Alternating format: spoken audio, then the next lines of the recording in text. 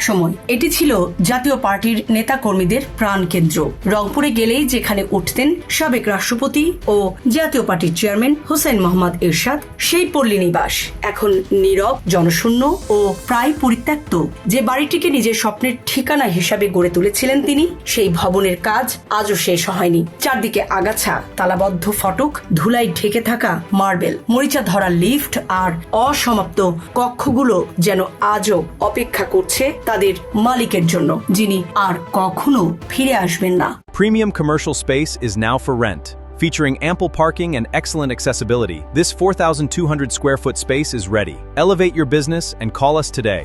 রংপুর নগরীর দর্শনা মোড়ে মহাসড়কের পাশেই অবস্থিত পল্লী নিবাস দীর্ঘদিন ধরে ছিল এরশাদের সবচেয়ে প্রিয় আবাসস্থল। ঢাকার বাইরে তিনি রংপুরে এলেই এখানেই রাত যাপন করতেন। যদিও তার পৈতৃক বাড়ি স্কাই ভিউ ও রংপুরে রয়েছে, সেখানে থাকতেন তার ভাইরা, কিন্তু নিজের পরিকল্পনা গড়ে তোলা পল্লী নিবাসই ছিল তার সবচেয়ে আপন ঠিকানা।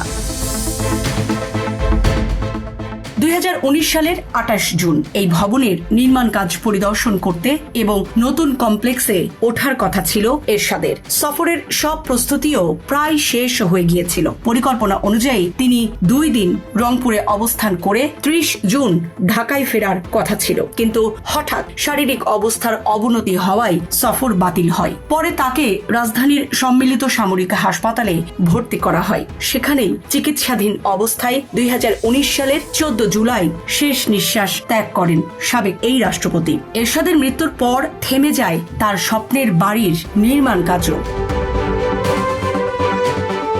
তিনতলা ভবনটির মূল কাঠামো দাঁড়িয়ে থাকলেও নির্মাণ কাজ এখনো অসমাপ্ত। বাইরে কোথাও প্লাস্টার করা হয়নি। দীর্ঘদিন অবহেলায় পড়ে থাকায় দেয়ালে ময়লা জমেছে। বিভিন্ন স্থানে নির্মাণ সামগ্রী নষ্ট হয়ে যাচ্ছে। প্রতিটি তলায় উন্নত মানের মার্বেল পাথর বসানো হলেও সেগুলোর ওপর জমেছে ধুলোর পুরো স্তর।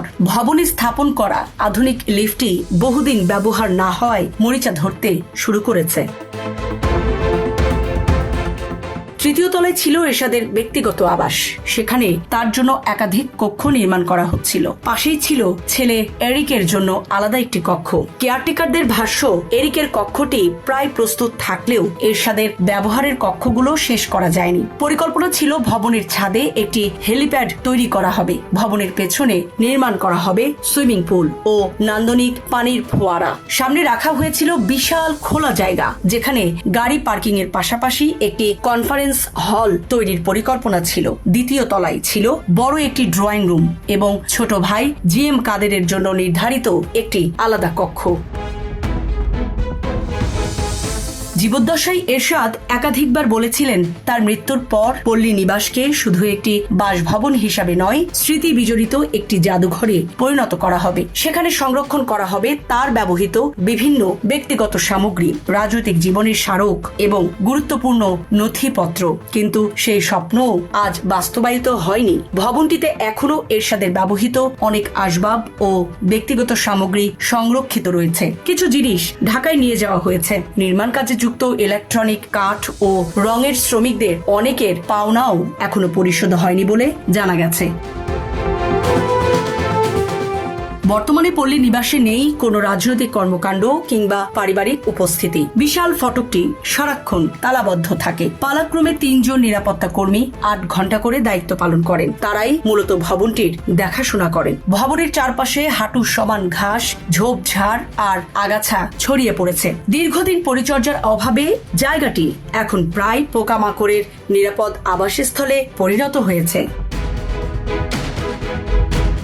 পল্লী নিবাসের একেবারেই পাশেই রয়েছে এরশাদের সমাধি। তার প্রতিষ্ঠিত ডায়াবেটিক হাসপাতালের লিচু বাগানের মধ্যে তাকে সমাহিত করা হয়েছে। সমাধির চারপাশ টাইলস দিয়ে বাঁধানো হলেও যে পরিকল্পনা ছিল সমাধিকে ঘিরে একটি আধুনিক কমপ্লেক্স, মসজিদ ও মাদ্রাসা নির্মাণের, সেটিও আজ পর্যন্ত বাস্তবায়িত হয়নি। স্থানীয় নেতাকর্মীদের মতে রংপুরে বাইরে থেকে অনেক মানুষ শুধু এরশাদের কবর জিয়ারত করতে আসেন, কিন্তু পল্লী নিবাস বন্ধ থাকায় তাদের হোটেলে থাকতে হয়। ভবনটি চালু থাকলে জাতীয় পার্টির নেতাকর্মী এবং দর্শনার্থীরা এখানেই অবস্থান করতে পারতেন।